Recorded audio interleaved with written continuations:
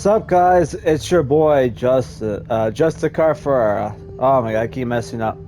So I am not going to review Citizen Vigilante. That was a trick. Okay?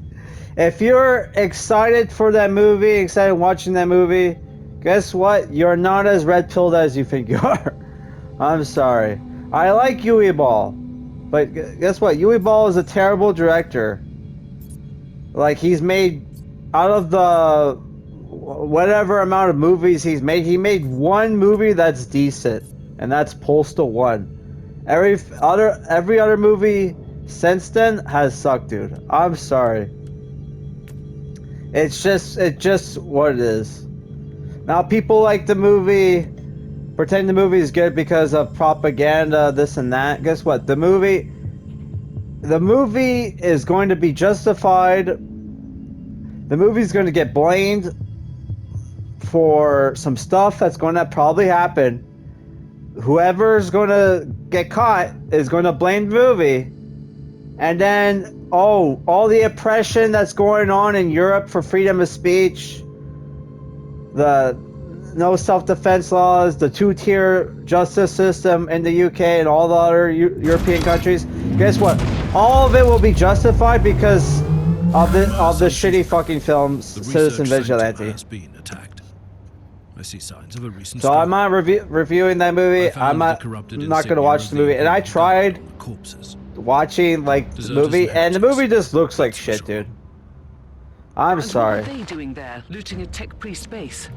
They must be either extremely. And I think UA Ball's heart is in the right place. It's just the people like distributing the movie, and the fact that Armie Hammer is in it. It's like, huh? Okay, something's up. Because Armie Hammer career is not that dead. I don't think it is, dude. The fact that he would do it just tells me like, oh yeah, something's up. So yeah, I'm not here to review that movie. I'm here to talk about a Warhammer 40K film, because this is a Warhammer 40K channel. And Warhammer 40K, people bitch and complain about how greedy Games Workshop is, while other companies that people love to shill are doing pretty much the same thing, but they waited till after they got success to do it. Oh, but yeah, people gotta understand, greed. Yes, greed is a double-edged sword, but it's a double-edged sword that cuts both ways. That there's benefits for it. Like, Games Workshop knows that what Black Templar fans are and what they're into, and not only do they not care, they love it. They put out lots of Black Templar stuff. Though I wish they put up more Black Templar books. What is this research sanctum? Because like, holy crap, the only Black Templar books I have are like just Black Templar books where like they're in it, but they're not the main characters. Even though like the one I bought one Black Templar book where it's a Black Templar on the cover, but it's an anthology book. So the movie I'm here to talk about while I play Inquistor Martyr, which I only have like less than 45 minutes. So I'll try to be quick. Is the Helreach film from 2019. It's a fan animation film directed by Richard Boylan. It originally came out in shorts from 2017 to 2018, but it came out as a feature-length film in 2019, which the movie is like 2 hours and 47 minutes. It's based off a book by Aaron Dembski Bowden, I think that's his name, I could be wrong, who wrote lots of Warhammer books. Like he wrote the Night Lords trilogy, which I'm going to review that at some point. And I'm pretty sure he wrote like a very controversial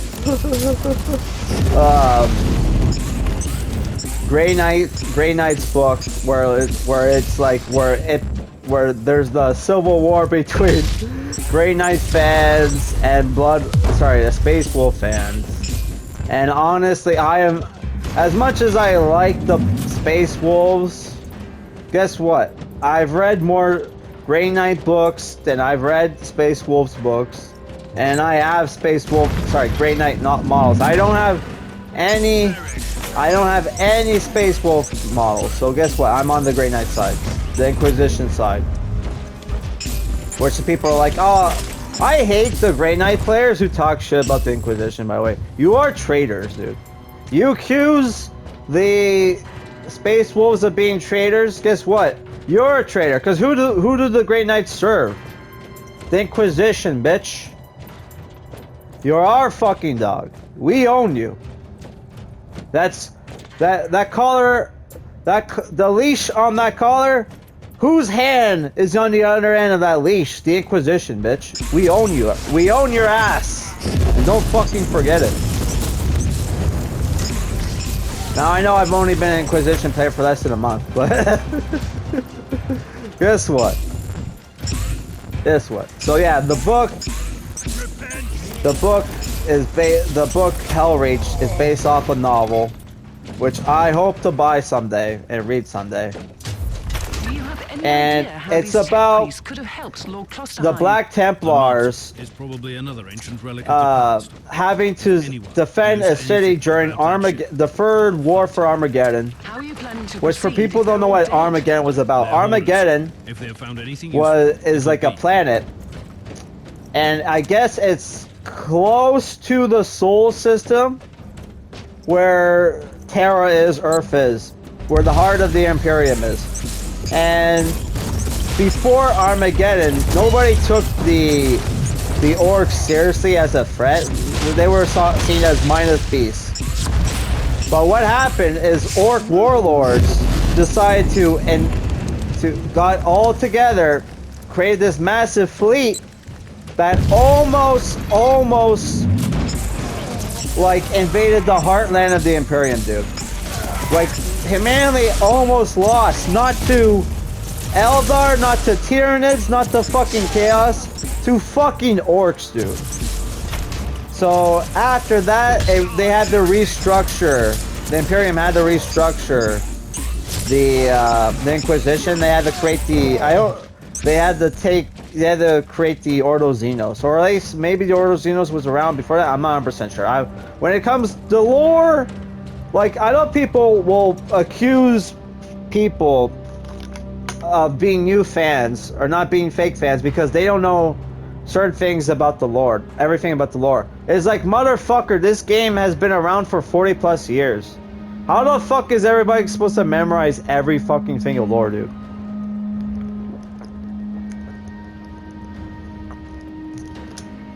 But yeah, the main character is this chaplain named Grimaldus, which there's actual character model, a model in the war game for this, so you can play as this guy. Which I have no idea if that came out before or after the movie, or sorry, the book, I should say, because the book came out like I think the mid 2000s probably. And this was back in the era where this is back in the era where they didn't really write books about special characters in the games. It's like the special characters would sometimes appear in the game, the books, not the game, sorry, as like cameos. Oh shit. It could be evidence in my investigation. This is why you don't review movies while fucking playing video games. Oh shit, I almost died. I am exactly the same level as this station. So yeah, what happens is that the Black Templars, which I had no idea that they were a successor chapter, which is so retarded, because like I was supposed to play them back in the day. I was gonna, when the Strategarians came out, Like, the only factions that was allowed to have Centurions, which I really like the Centurion models, was like the Space Marine chapter. Space Marine, like Space Marine chapters, right? And they made the Black Templars in that edition part of the Space Marines Codex, right? Which is weird because they're not. I don't think that they're exactly that they follow the Codex, the Ultramarines Codex by Gilliman, because they're one of the largest chapters in the Imperium, dude. Like, most chapters are limited to 1,000. They're like, fuck that, because of a loophole where like you're allowed to have more than 1,000 during a crusade. Because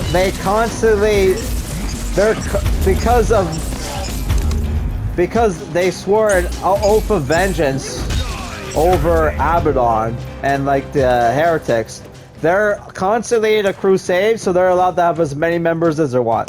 They don't have a homeworld. Their homeworld is like their fleet, their monastery ship, which is the Eternal Crusade, which is an awesome fucking name for a fucking battleship, dude. So Helreach, the chapter master of the Black Templar, shows up to Armageddon and swears the swords of 900 Black Templars in the service of Armageddon. And he leads one of his like one of his most trusted members of the Black Templars, which is Grimaldus, who's like a chaplain who recently got promoted to Recusiar, which I guess that makes him the highest ranking chaplain in the chapter. I don't know, man. I don't even know what Recusiar means. Which chaplains are like the spiritual leaders in Space Marine chapters, and chaplains are an actual thing in militaries. Like you have a guy who's like a priest, but he's also a soldier too. Like what? Like you'll see them occasionally in movies and stuff. Like Todd from fucking Dexter would play like a fucking chaplain in fucking Hurt Locker, dude. Or was it a different movie? I can't remember. But yeah, so he's the Recusiar is in charge. Grimaldus is in charge of like defending Helreach, and at first he's like, he gets a vision that a feeling in his soul that I'm going to die on this planet. I'm going to die on this planet, and it's my duty to the Emperor. I'm going to do it. But at first, when he gets told that he's supposed to defend the city of Helreach, he's like, fuck that dude. Let me fight in orbit. And like Helreach's like, no, you will not refuse this honor. Like the dialogue is so fucking great in this film. This dialogue's so great. That there's lines in the movie I forgot to mention in my first review, which is why I re-recorded it again. I wanted to rant about like the citizen vigilante. But yeah, there's a scene which I love, like there's like scenes of brief like fucking levity in the film too. But it's like the movie is so morose, dude. Like, holy fuck.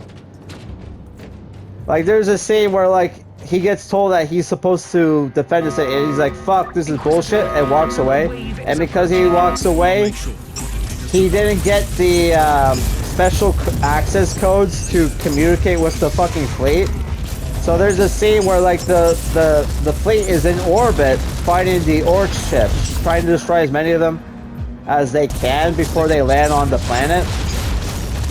And because he didn't like, you know, listen to what Helreach had to say, he couldn't communicate with them. So there's like an awkward scene where like the guardsman is like, sir, I need the access codes. Do you have the access codes? And then he has the flashback. He's like, fuck. And he's like, yeah, I do have the access codes, but you know, this is not important. I'll hunt him down and ask him some questions. I'm sure he'll be willing to cooperate. Oh man. And we need But yeah, those there's like priests a great alive, scene, if right? they are still alive. Where At it's least one of them just shall be alive. help. It's The just instructions are very Grimaldus well, and his six-man very squad, specific. which is also a tech marine. But there's literally, it's just a handful of Black Templars that are supposed to defend a city with guardsmen, right? Which is, it's the Steel Legion for people who care about guardsmen, or Astra Militarum as they're now called, because of a fucking lawsuit where they GW barely won, so they had to change the name of everything so they could better copyright it, which is like, what the fuck? That's why we had the fucking name. They had to change the names for everything. Fuck off, dude. At least make it so in the books that, yeah, they're called Astra Militarum, but they're also called Imperial Guard too. Because it just makes it, as somebody like me who likes to read the old books, man, it's just cringe when, like, I read a new book and they're called Astra Militarum, and I go back to old book where it's like, oh yeah, they're in the Imperial Guard again, and it's like, why the fuck did it? Oh my god. At least keep it both ways or something shit. There's also Sisters of Battle in the film, and then there's AdMechs. The AdMechs are in it, which are the tech priests, and there's a Titan in the movie, and there's a lot of great scenes with the Titans that it's like, holy fuck, dude. It reminds me of Attack on Titan. Like, some of the cinematography in the film is like, holy fuck, is it good? Which the movie is, it's a CGI film, kind of like visually is kind of similar to like the shitty Ultramarines movie, which is why I wanted to review the Ultramarines movie first before reviewing this film. But like this movie does the Ultramarines art style and does it way better because it's not purposely ugly. They keep the colors muted. Like, because of how ugly, like, the ugliness almost works with the advantage, because the movie is mostly, it's like mostly black and white at times, but there is color once in a while, but it's very muted colors, dude. Very, like, they wanted to go for this, like, grainy World War II footage at times, and there's also really cool rotoscoping effects, and it's like, holy fuck, visually the movie is amazing, dude. So if you're someone who doesn't like action scenes where it's like kind of like, because there are people that are kind of flowery, then you might have a problem with this movie. It feels like it works. Not that there's like really lots of flowery, like, you know, overconfident like fight choreography in the movie. There is some with like one guy who's like a blade master. But it works because, like, oh yeah, the Black Templars are supposed to be like they're supposed to be like, you know, like close combat retards who LARP as like knights, dude. So like they love to be in close combat, even though close combat probably is not the best. Mission accomplished. I found the commander of the infiltrators. It's probably not the And is best he ready to idea, cooperate? but whatever. I'm sure he would love to assist the Inquisition, if he were still alive. I'm afraid we have different definitions of success.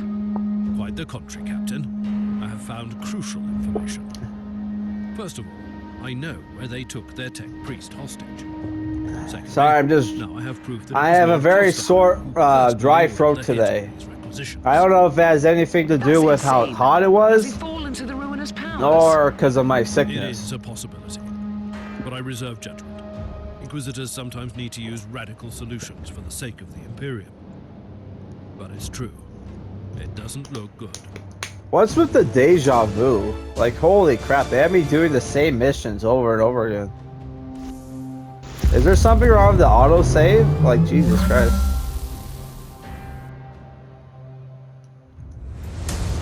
But yeah, back to the movie. So the movie, I'll just wrap up the review. Like, visually, the movie, if you can look past how cheap the animation looks, the movie is actually really great. The dialogue is great. The voice acting, it's a lot of the same actors because, one, a lot of the dialogue in the movie comes from a fucking audiobook, which was really great performance, dude, from the guy who did the audiobook. And then they hired like a couple of like actresses or whatever.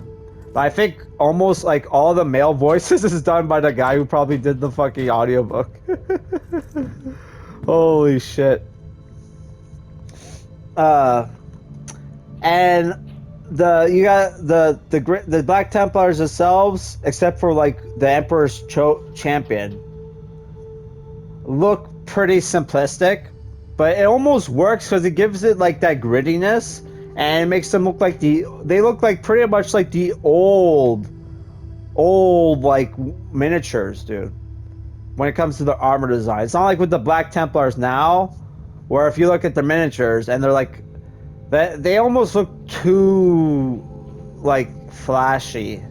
You know what I mean? Like there's red. It's like there's Talbirds. There's all this shit, dude. It's like, yeah, keep it simple, stupid. Now, when it comes to Space Wolves, yeah, like Space Wolves should be guys with fur like pelts and fucking battle axes and all that shit. But I feel like, you know, with like, they almost went too far, dude. Where here, it's like, yeah, they look great, like how simplistic they are. And I just love how brutal the movie is at times.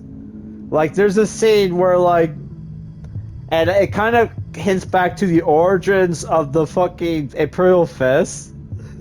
Because the Black Templars, I forgot to mention, the Black Templars are a successor chapter to the Imperial Fist. And the Imperial Fist originally had subtle homosexual tendencies or traits or whatever the fuck, based on the Ian Watson books, right? So there's a scene where, like, you know, one of the Black Templars die, which you saw, it happens off screen, which I didn't like that. For a movie where it's like, it was kind of slow at times, and it would like skip around, which I forgot to mention, salamanders have a cameo in the movie. But like, I really, if you're a Tom and Don fan and you watch the salamanders video, watch this movie and you'll hate the salamanders even more, by the way. Holy fuck. But yeah, there's a scene where like one of the Black Templars dies, and the apothecary, whose job is to like retrieve the gene seed, like retrieves the gene seed, and he's like, you know, it's strange, man. I don't want to leave him. And he's like, that's not, what's his name? I'm not gonna spoil what character it is. That's not what's his name. What's his name is dead. You know, this is not the time for more sorrow. This is not the time to mourn. Our duty is elsewhere. And he's like, the apothecary guy, Neorovar, whatever his name is like, yeah, that's cool, even for one who wears the black. And then there's like a scene later on where he's still shook up, and he snaps on Grimaldus, like talking shit about all of his brothers. And then Grimaldus just pulls out a fucking plasma pistol, points it at his head.